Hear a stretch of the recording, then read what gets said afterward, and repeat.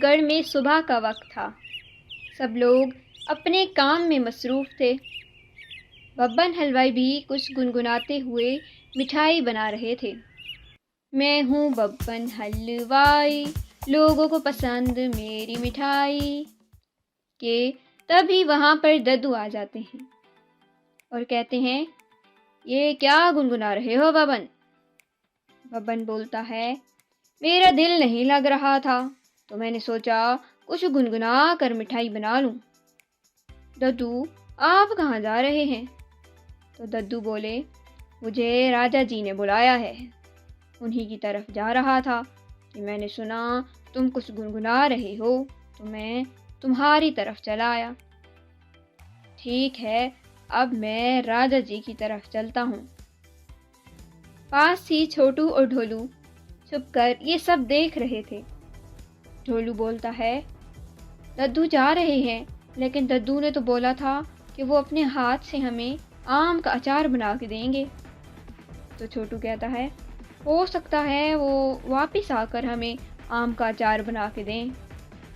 फिर छोटू और ढोलू खेल में मसरूफ़ हो जाते हैं।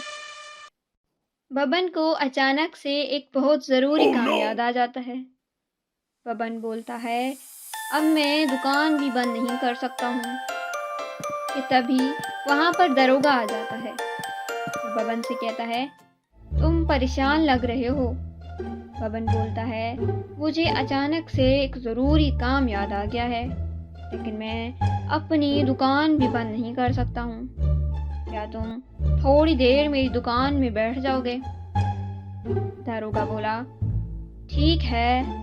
फिर बब्बन हलवाई अपने काम करने चला गया और दरोगा उसकी दुकान पर बैठ गया।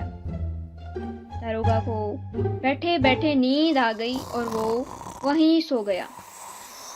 कि तभी वहाँ जादूगर आता है और मन ही मन में कहता है, आज सनकगढ़ के लोगों, तुम्हारी खैर नहीं होगी। और फिर जादूगर बड़ी चालाकी से अपने थैले में से एक शीशी निकालता है जिसमें नीले रंग का पानी नजर आ रहा था और वो उसे जलेबियों पर छिड़क देता है। जादूगर कहता है, अब जो भी ये जलेबियाँ खाएगा उस पर मेरे जहर का असर हो जाएगा, वो अपनी आँखें कभी नहीं खोल पाएगा। ये कहकर जादूगर वहाँ से चला जाता है। दूसरी तरफ जब छोटू और ढोलू खेल खेल कर थक जाते हैं तो छोटू कहता है, मुझे बहुत भूख लग रही है। ढोलू कहता है, हाँ मुझे भी बहुत भूख लग रही है, क्यों ना बब्बन हलवाई की दुकान पर जाकर कुछ जलेबियाँ खरीद लें। छोटू कहता है, ठीक है चलते हैं। जब वो दोनों बब्बन हलवाई की दुकान पर पहुंचते हैं तो दरोगा सो रहा था। तभी वहाँ पर बब्बन आ गया और दरोगा को सोता देखकर बब्बन गुस्से में दरोगा से कहता है, दरोगा उठो उठो, मैं तुम्हें यहाँ इसलिए नहीं बिठा कर गया था कि तुम सो जाओ। दरोगा उठता है और कहता है, मैं कहाँ सो रहा था। ये सुनकर छोटू और ढोलू हंसने लगते हैं। और फिर कहते हैं, बब्बन हलवाई हमें बहुत भूख लगी है, कुछ जलेबियाँ तो दे दें। बब्बन हलवाई उन्हें जलेबियाँ दे देता है। छोटू जल्दी जल्दी बब्बन के हाथ से जलेबी लेकर खाने लगता है। तभी उसे कुछ अजीब सा महसूस होने लगता है और हर चीज़ उसे धुंधली दिखने लगती है और छोटू बेहोश होकर वहीं गिर जाता है। बब्बन हलवाई, दरोगा और ढोलू ये सब कुछ देखकर बहुत परेशान हो जाते हैं। ढोलू छोटू के पास बैठकर कहता है, छोटू उठो, तुम्हें क्या हुआ है?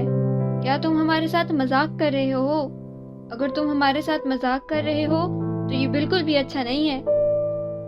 ढोलू छोटू को उठाने की बहुत कोशिश करता है लेकिन छोटू नहीं उठता। ढोलू ये सब देखकर परेशान हो जाता है और उसकी आंखें नम हो जाती हैं। तभी बबन छोटू के मुंह पर पानी डालता है ताकि छोटू होश में आ जाए, लेकिन इससे भी छोटू को होश नहीं आता। दारोगा कहता है, दद्दू कहाँ है? बबन बोलता है, मुझे दद्दू ने कहा था कि मैं राजा जी के महल में जा रहा हूँ। दारोगा कहता है, मैं महल में जाकर दद्दू को बुला लाता हूँ। बबन बोलता है, ठीक है, और छोटू को उठाकर घर ले जाते हैं। बब्बन और ढोलू छोटू को उठाकर घर ले जाते हैं। दारोगा महल में पहुंचकर सिपाही को कहता है, मुझे राजा जी से मिलना है। सिपाही उसे राजा जी के पास ले जाता है। दारोगा को परेशान देखकर राजा जी कहते हैं, क्या हुआ दारोगा, परेशान लग रहे हो? दारोगा राजा जी से कहता है, राजा जी, दद्दू यहाँ है क्या? राजा जी कहते हैं, वो तो थोड़ी देर पहले ही महल से चले गए थे, लेकिन हुआ क्या है, हमें भी तो कुछ बताओ। दारोगा राजा जी को सब बताता है। राजा जी भी ये सुनकर परेशान हो जाते हैं और वो दारोगा के साथ छोटू को देखने के लिए चल पड़ते हैं। दारोगा और राजा जी जब छोटू के पास पहुंचते हैं तो दद्दू वहां भी नहीं होते। ढोलू दारोगा से पूछता है, दद्दू कहाँ है?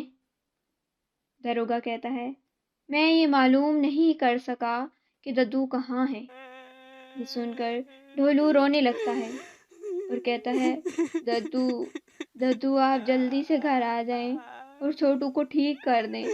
छोटू का जिस्म पीला पड़ रहा है। उसी वक्त दद्दू अपना काम खत्म करके वापस आ जाते हैं। ढोलू रो रो कर दद्दू से कहता है, दद्दू आप कहाँ थे? दद्दू देखे ना छोटू को क्या हो गया है, छोटू अपनी आंखें नहीं खोल पा रहा। दद्दू दद्दू छोटू को देखते हैं, उसका मुआयना करते हैं। छोटू का जिस्म पीला पड़ चुका था। दद्दू कहते हैं, छोटू के जिस्म पर जहर का असर है, हमें जहर का तोड़ ढूंढना होगा। दद्दू ढोलू से पूछते हैं, छोटू ने कुछ खाया था क्या? ढोलू को याद आता है कि ये सब कुछ बब्बन की दुकान की जलेबियां खाने के बाद से हुआ है। ढोलू ये सब कुछ दद्दू को बताता है। दद्दू कहते हैं, हो सकता है बब्बन की जलेबियों में जहर मिला हुआ हो। ये सुनकर बब्बन परेशान हो जाता है और कहता है, भला मेरी जलेबियों में जहर कैसे होगा? सालों से मैं ये जलेबियां बना रहा हूँ। तभी राजा जी बब्बन से कहते हैं, जाओ बब्बन, अपनी दुकान से कुछ मिठाई ले आओ। बब्बन जाता है और अपनी दुकान से कुछ मिठाई ले आता है। दद्दू बब्बन से मिठाई लेकर उसमें से एक में अपना तैयार किया हुआ पोषण डालता है। पोषण डालते ही मिठाई का रंग तब्दील हो जाता है। ये देखते ही दद्दू समझ जाते हैं कि मिठाई में जहर है। वो कहते हैं कि बब्बन की मिठाई में जहर है। राजा जी बब्बन से कहते हैं, फौरन जाओ और अपनी दुकान की मिठाई को ज़ाया कर दो ताकि कोई और वो मिठाई ना खा सके। बब्बन जाता है और मिठाई को फेंक देता है। जादूगर दरख्त के पीछे छुपकर ये सब देख रहा था। जादूगर को ये सब देखकर बहुत गुस्सा आया और वो कहता है, आखिर कैसे हर बार ये लोग मुझसे बच जाते हैं? मैं तो चाहता था सब लोग इस मिठाई को खाएं और चैन की नींद सो जाएं। दद्दू सबसे कहते हैं, छोटू को ठीक करने के लिए कुछ जड़ी बूटियों की ज़रूरत है जो कि जंगल में जाकर ही मिलेंगी। ये जड़ी बूटियाँ आसानी से नहीं मिलती। मैं जंगल में जाता हूँ और जड़ी बूटियाँ ढूंढ कर लाता हूँ। ढोलू कहता है, दद्दू मैं भी आपके साथ जड़ी बूटियाँ ढूंढने चलता हूँ। दद्दू कहते हैं, ढोलू तुम छोटू के पास रुक जाओ, तभी बबन बोलता है, हम छोटू के पास रुककर इसका ख्याल रखेंगे। आप लोग जाएं और जड़ी बूटियां ढूंढ लाएं। दद्दू और ढोलू जड़ी बूटियां ढूंढने के लिए निकल जाते हैं, जबकि दारोगा और बबन छोटू का ख्याल रखने के लिए वहीं रुक जाते हैं और राजा जी महल में वापस चले जाते हैं। जंगल पहुंचकर दद्दू ढोलू से कहते हैं, जो जड़ी बूटियां हम ढूंढने आए हैं वो छोटे पौधों के नीचे छुपी होती हैं और आसानी से नज़र नहीं आती। उनमें से एक जड़ी बूटी का रंग सब्ज और दूसरी का रंग पीला है। दद्दू और ढोलू जड़ी बूटियां ढूंढने लगते हैं। ढोलू एक दरख्त के नीचे जड़ी बूटी ढूंढ रहा होता है कि उसे एक आवाज़ आती है, ढोलू यहाँ क्या कर रहे हो? ढोलू घबरा कर आसपास देखता है तो उसे कोई नज़र नहीं आता। तभी वो आवाज़ दोबारा से आती है, ढोलू ऊपर देखो दरख्त पर। ढोलू जब दरख्त पर देखता है तो वहाँ पर छोटा जिन बैठा होता है। छोटा जिन ढोलू के पास आता है और ढोलू से पूछता है, ढोलू लगता है तुम कुछ ढूंढ रहे हो। ढोलू उसे सब बताता है। छोटा जिन ये सुनकर कुछ सोचता है और कहता है, मैं तुम्हारी मदद कर सकता हूँ, तुम मेरा इंतज़ार करो, मैं कुछ देर में वापस आता हूँ। यह कहकर छोटा जिन वहाँ से चला जाता है। छोटा जिन कोहकाफ जाता है और जिनों के बादशाह के दरबार में जाकर उनसे मिलता है। छोटा जिन जिनों के बादशाह को सब कुछ बताता है और उन्हें मदद के लिए कहता है। जिनों का बादशाह कहता है, मुझे अच्छा लगा कि तुमने किसी की मदद करने का फैसला किया है, मैं तुम्हारी मदद ज़रूर करूँगा। इसके बाद जिनों का बादशाह छोटे जिन को उन जड़ी बूटियों की जगह बताता है।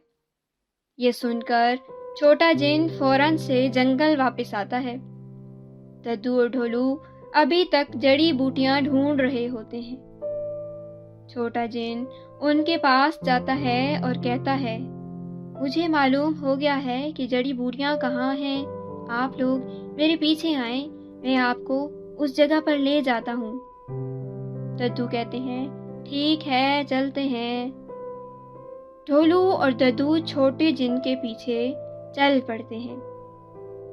छोटा जिन उन्हें कुछ पौधों के पास ले जाता है और कहता है, इन पौधों के नीचे आपको जड़ी बूटियां मिल जाएंगी। दद्दू जब पौधों के नीचे देखते हैं तो वाकई जड़ी बूटियां वहां पर होती हैं। ये देखकर तीनों बहुत खुश हो जाते हैं। दद्दू फौरन से वो जड़ी बूटियां निकालते हैं। उसके बाद ढोलू छोटे जिन से कहता है, आपका बहुत शुक्रिया, आपकी वजह से हम ये जड़ी बूटियां ढूंढ सके। छोटा जिन कहता है, मुझे तुम्हारी मदद करके अच्छा लगा। उसके बाद दद्दू और ढोलू छोटे जिन को अलविदा करके वापस सनकगढ़ आ जाते हैं। दारोगा और बबन उन्हें देखकर खुश हो जाते हैं। दद्दू फौरन से जड़ी बूटियों से दवा बनाकर छोटू के मुंह में डालते हैं। थोड़ी देर बाद छोटू को होश आ जाता है। सब देखकर बहुत खुश हो जाते हैं। ढोलू छोटू को देखकर गले लगा लेता है। छोटू कहता है, मुझे क्या हुआ था? तभी दारोगा कहता है, बहुत लंबी कहानी है, तुम्हें बाद में सुनाएंगे। ये सुनकर सब हंस पड़ते हैं। इधर जादूगर, जिसका सारा प्लान फेल हो गया था, सनकगढ़ को खुशहाल देखकर बहुत गुस्सा हो रहा था। तो देखा आपने, अच्छाई हमेशा बुराई पर सबकत ले जाती है। You can download the application on Google Play or App Store, and you can visit our website mathslegends.co.uk.